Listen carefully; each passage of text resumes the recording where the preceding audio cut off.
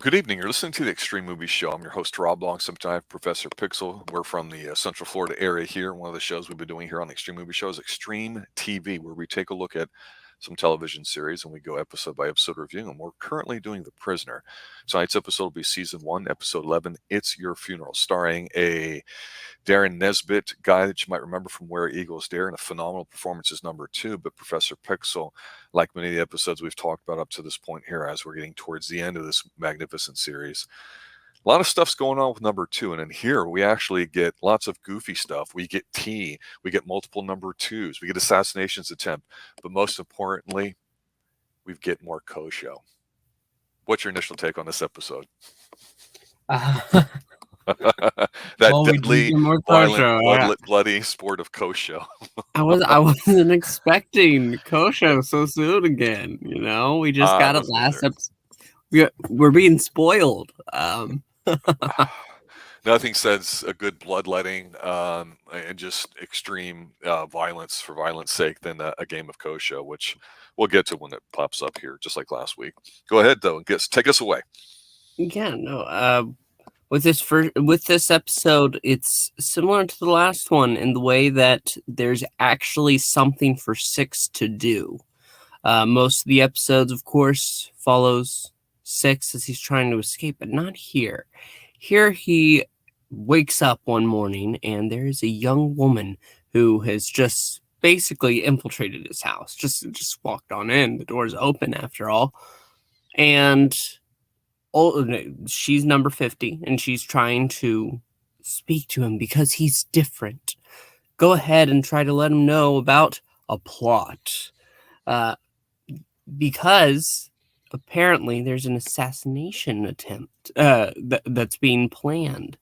And number 6 isn't hearing this at the beginning. He's saying, "Who sent you?" And they are watching on the camera. You see number 2. Number 2 in this episode has this colorful coat and this blonde hair. He's got bad teeth, though. Oh, well. The top one's really yellow. It really turned me down. Rob, I hate to tell you this, but he's British. What do you expect? Well, this guy actually, let's talk about this number 2 for a second. One of the number 2s, we'll call him the young number 2. He's Darren Nesbitt. He was on Where Eagles Dare. So if you've seen that movie, which of course we've reviewed here on the Extreme Movie Show, check that out. I thought he was by far, even though I like Leo McKern, the guy with the gravelly voice from many episodes ago, this guy was phenomenal. Just there's something about him. I don't want to say presence or charisma, but he didn't seem like he was overacting into that British theater or whatever like that. He seemed like he just completely under all. I was mesmerized by his performance. And I'm not making light of that, and I don't say that lightly. It's just the guy was phenomenal. He's, like you say, he's got a very distinct aura about him, and he looks totally different than the other ones. He's got something here too. I was really impressed by his performance. It really stood out to me in this episode for some reason. Well, no, yeah, I mean, you're right. With how he's monitoring number 6 and watching this ploy come about, he is really just trying to get a sense of number 6. He goes ahead and after number 6 runs number 50 out of his house, essentially, goes ahead and has a meeting with another number and goes ahead and wants to talk to him about the computer, because the computer is starting to plot out number 6's daily routine. And it works so well, in fact, that it is able to predict number 6 buying something out of the ordinary, like sweets, because another number in the store was unable to, a little old lady, she wasn't able to get her, "Oh, I need my sweets." And number 6 says, "I'll go ahead and get those." And then it goes ahead and cuts to, your favorite part, where he goes ahead and has his, his practice. He has to practice his KOSHO, after all. Yeah, I liked a lot how this episode starts because it's a little different. And I love when we get episodes that make the village itself kind of a character because it's a it's a concept of whether or not you should be in a village. And to me, I she looked drugged up. She's a beautiful young actress here, but she looks really distressed. It's like looked like something something bad had happened to her. And we've talked about how several episodes went by early on in the prisoner before they started getting hardcore into the drugs and mind control too. But we did see an episode earlier where the village itself relied on combinatorics, permutations, calculations, for lack of a better term, from a computer to help analyze data to predict with certain probabilities the behavior of what number 6 would be doing. And what I liked about this episode here is that we get, like I say, a different acting young number 2 who's not being a dick to his subordinates or anything like that. He's making sure and asking questions because he's got a clear and concise plan. He's not got this grandiose type thing where he's just going to be like, "Oh, we're going to do this. I'm going to break you." No, he's like, "No, I'm a data-driven guy, an analytics kind of guy, for to use a sports term in the new age." And this is a different perspective on it. And what I liked with this episode too, at least as far as what I've said many times, we've mentioned how a lot of the episodes seem to not be in the most optimum viewing order. And I would say that I liked how this one came after an episode where it was about the computer and how it still worked after he tried to destroy it towards the end of that one episode. And then here we see also how there's so many things going on that even by using statistics and probability and analytics, he's trying to use it as a tool rather than let the statistics tell him as a young number 2 what to do.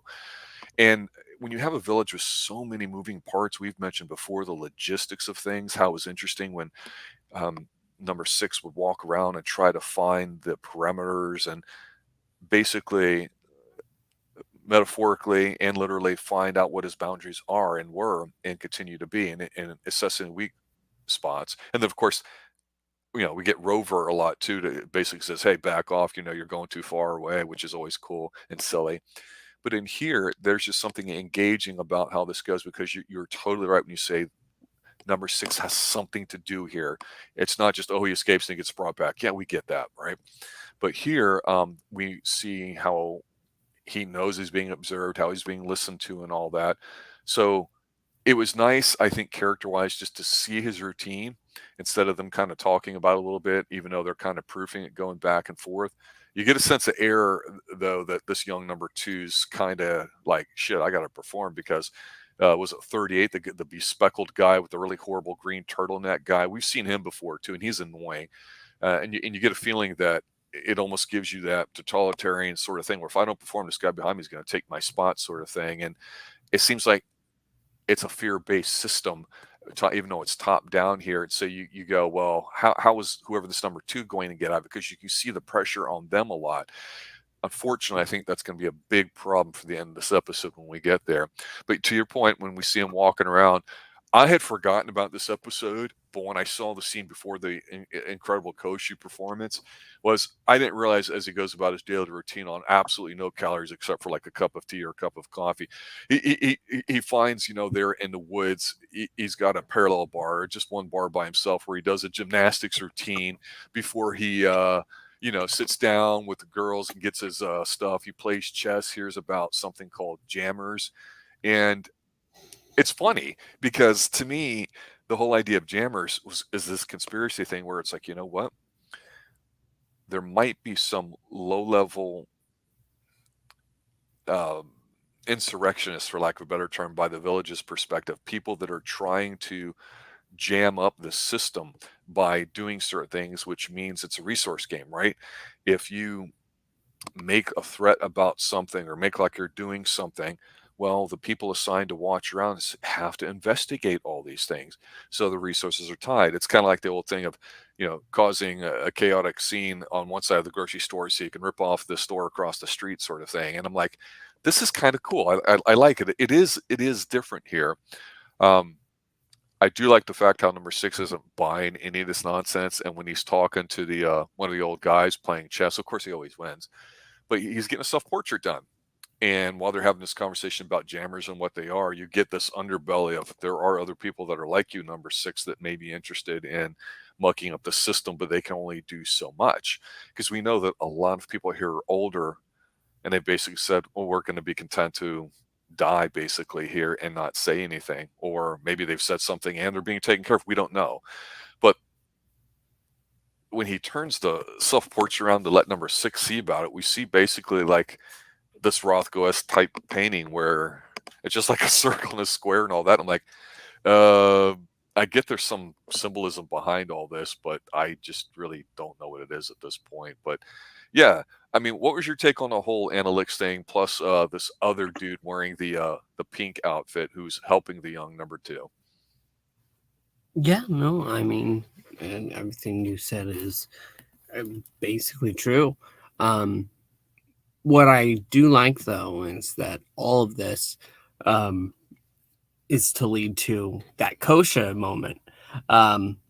Him playing chess, though, it reminds me how whenever they were describing his day, number 2 says, skip the chess. That's of no consequence. Like he was bored.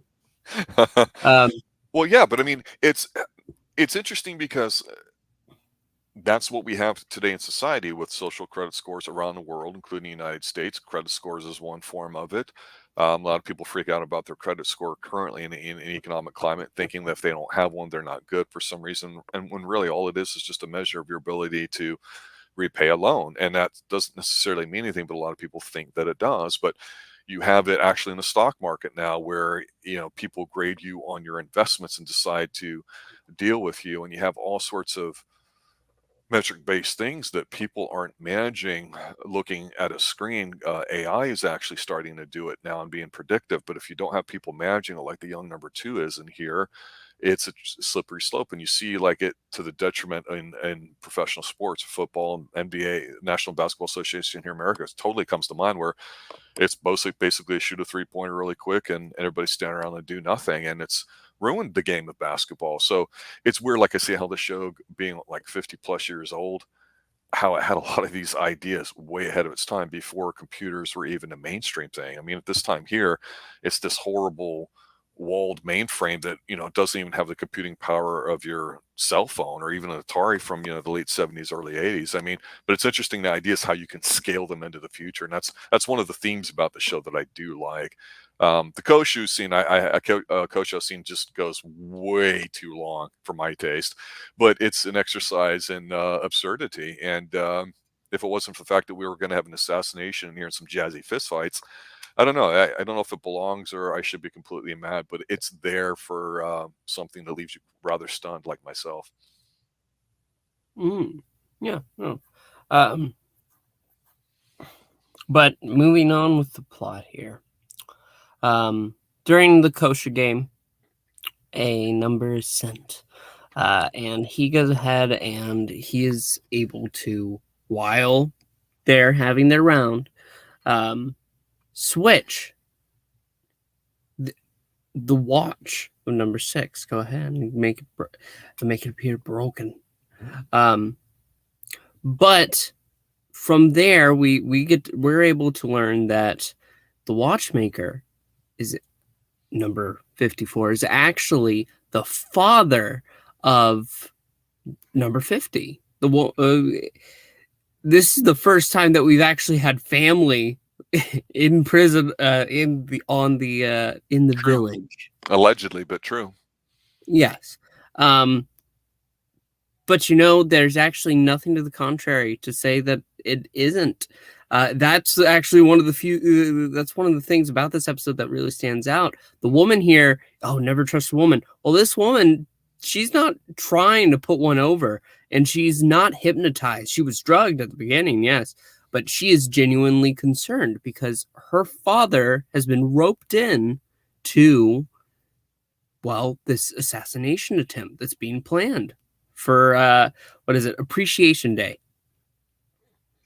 So number 6 believes this. He understands what exactly will happen if this assassination goes through. The whole village is going to be punished for, well, not the watchmaker's crime even, because he's being forced into this. So, number 6 goes ahead, tells us number 2. Number 2, he doesn't care. It's still this suave young guy. He's like, no, oh, okay, sure. You go ahead. How do they intend to kill me? Oh, that's good. And that's when number 6 returns to the watchmaker's shop, and I'll go ahead and give a moment. Yeah, the watchmaker. Not that we're trying to glorify violence or assassination or any of these things, but you always have to think about it too, especially in situations. Who can you trust that's on your side when things get hard and they get real? Who can you trust? Who's going to turn on you? All those kinds of things. Double agents, secret agents, triple agents, all this sorts of stuff. And it's a real thing here too, because I still didn't trust the woman, and even though she was young and beautiful and all that, she didn't play it as being desperate. She played it as being strongly concerned, and it seemed like it was more out of concern about her father, even though she was drugged, about what's going on. But he's an ideologue. He's old. He's going to die, so he's like, screw it. I know how to make bombs. I'm going to put it in a seal for their so-called appreciation day, where the whole village is supposed to show how much they appreciate the people that are running their lives. It's basically like, applauding the people that take care of you in prison, sort of thing. And this is where I'm starting to have an issue with the episode, because I don't think that number 6 is opposed to violence. He's definitely shown himself to be capable of handling himself in a fist fight. And I understand that in this episode, or really this series, we're supposed to be like anti-James Bond, where he doesn't sleep with women. He's not using guns. He's supposed to use his brains. At some point, though, we've seen him escape, go back home, or at least leave the island several times, get brought back. You'd figure at some point he'd get to almost where the clockmaker's at, and that, if somebody else is doing something, how do I respond to it? And the whole idea of sticking up for everybody in the village being punished and not wanting that, it didn't work for me. I'm not saying it's bad, but I just found myself going, I don't get why he would give a shit if one of the number 2s got whacked. It's kind of like sitting back, and if there's a car accident, across the street, you're like, well, better them than me. And it sounds harsh, but the thing is, you're not at fault for it. Yeah, you might get something there too, but it's interesting, because when you look at dynamics of, like, say, in coaching or business or whatever, usually there's 1 or 2 people that carry everybody else in terms of performance, the 80-20 Pareto principle. But it's also like that too, like in the military, where you rely on cooperative discipline, where, like, if you and I are doing something and you're screwing up, well, I'm gonna beat the crap out of you to keep you in line so I don't get punished for it.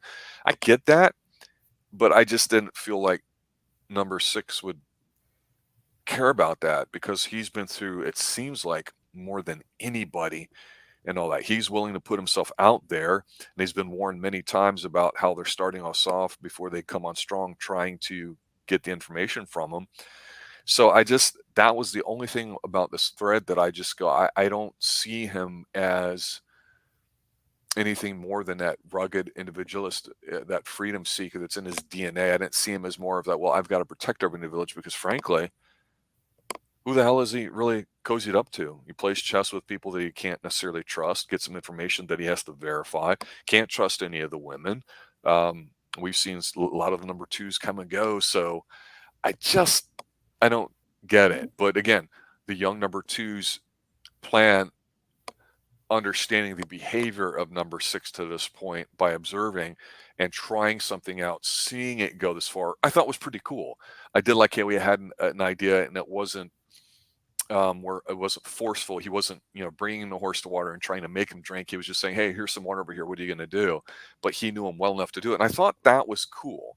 And then I do like like you're saying, there's things that have to be done in this episode, because, what's number 6 really after here? Well, if he's trying to protect the whole town, how's it going to go down? When he goes back to the watchmaker's place, there's this beautiful gold seal emblem that's going to be a part of it. It's going to go and be prominent here in the last act. And of course, it's got the unicycle bicycle on there. Not unicycle, but the bicycle with a really, really big front wheel on it and everything too. And it turns out that's going to be plastic explosive and all that. So it turns out when he goes there to warn number 2 again, we see an older person, which is actually really the current number 2 that we have not seen yet.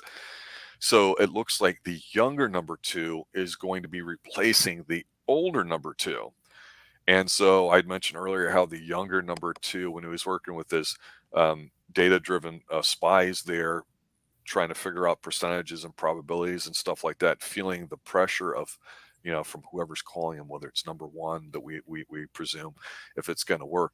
It's interesting because he kind of goes through the same thing with number 6 here, the older one, about, okay, what's going to have and blah, blah, blah. And all number 6 can do is basically say it. And he kind of shows him a video clip of saying, hey, you've tried doing this before, letting us Yep. know what's going on too. So it's kind of like a whole video fake thing. We see that a lot in media today, with things being doctored, presented in an old way. So I felt they could have done more with that.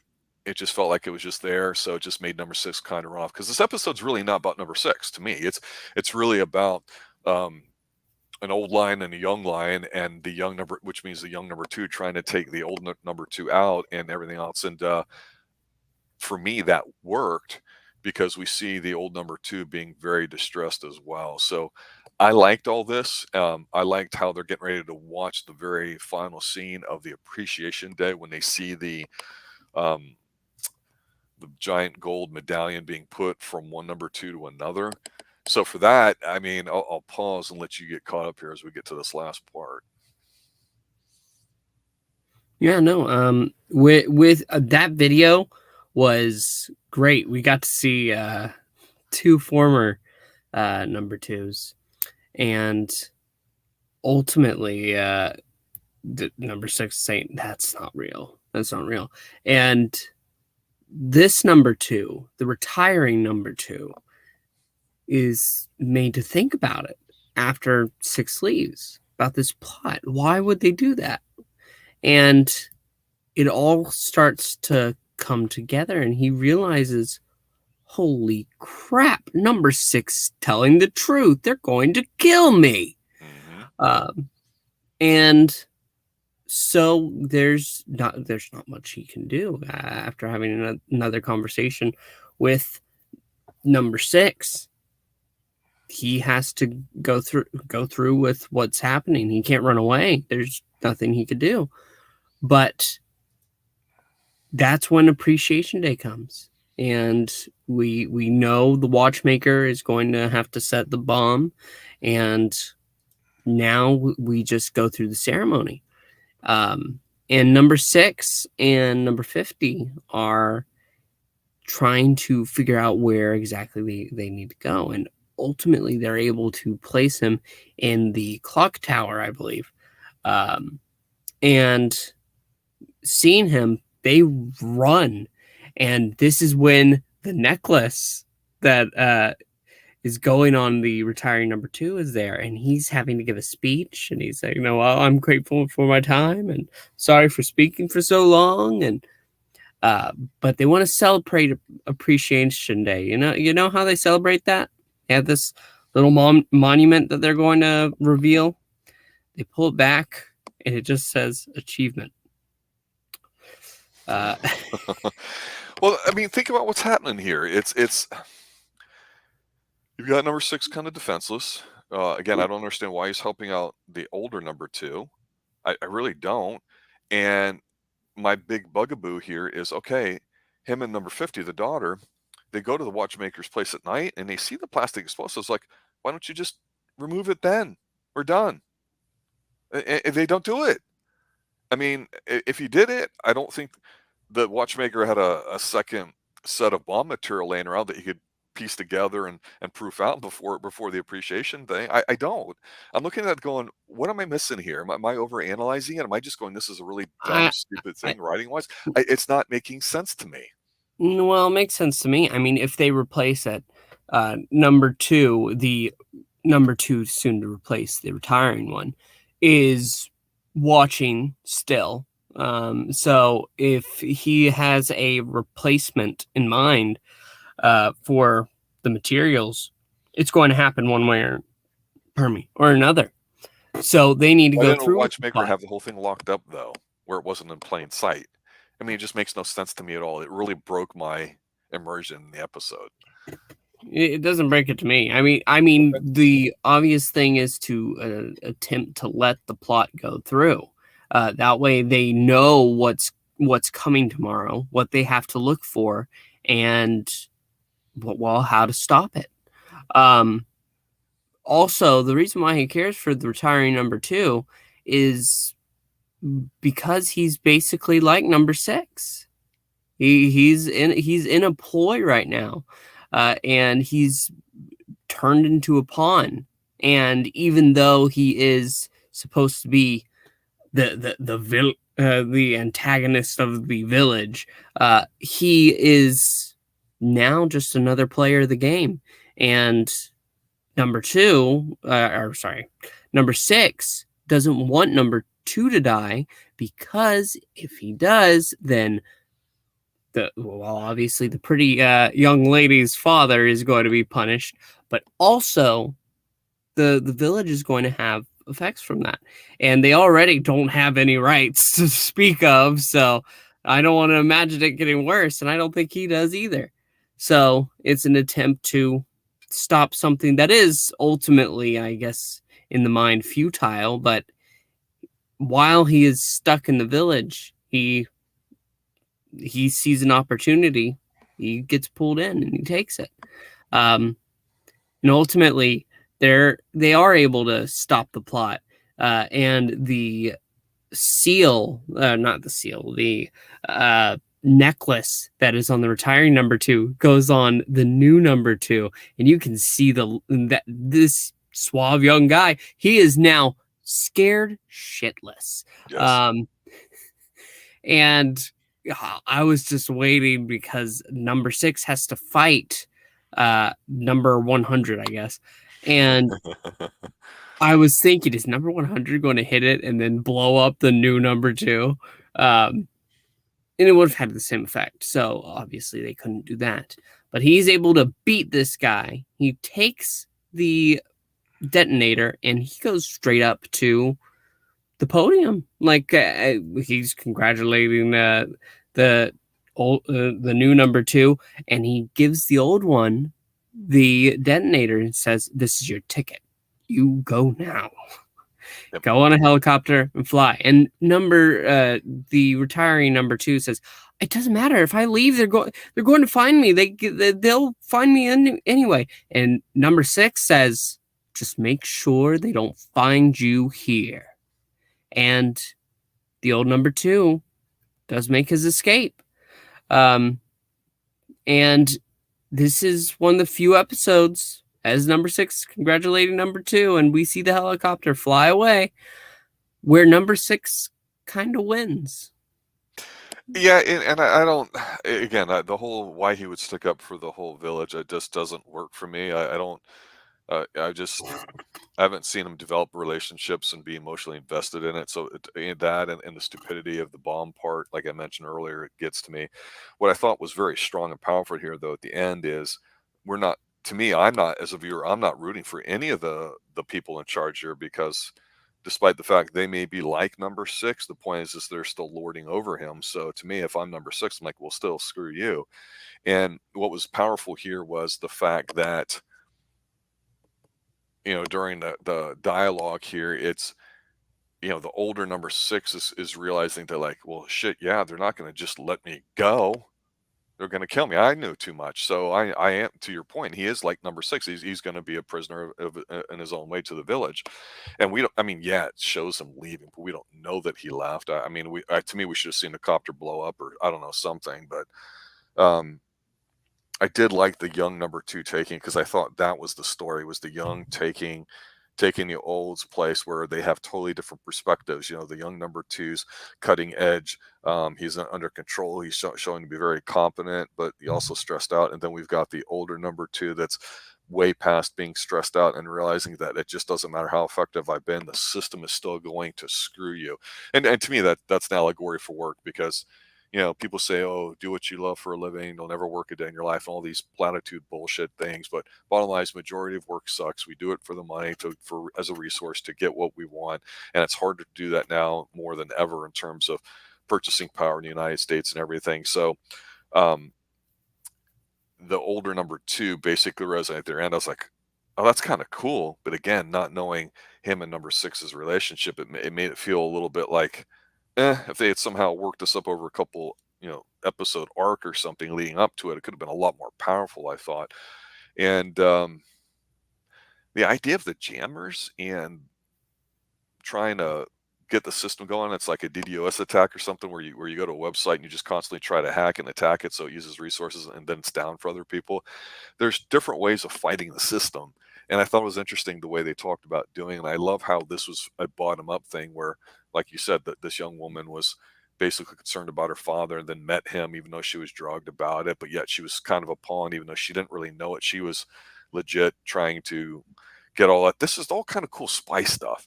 So I liked it. I thought it was enjoyable. There's one or two big gaping holes for me,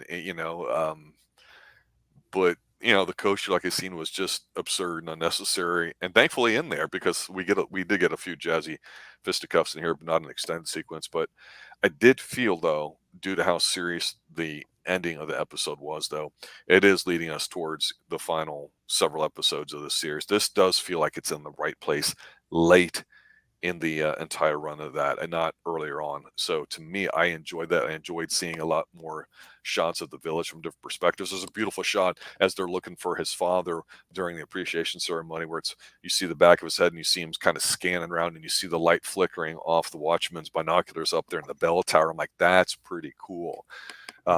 So yeah, I as much as I mentioned a couple things that I just went over the episode, I still enjoyed it, and it did feel different than some of the episodes. It wasn't, oh, let's try some weird way to escape. And at some point, him realizing that maybe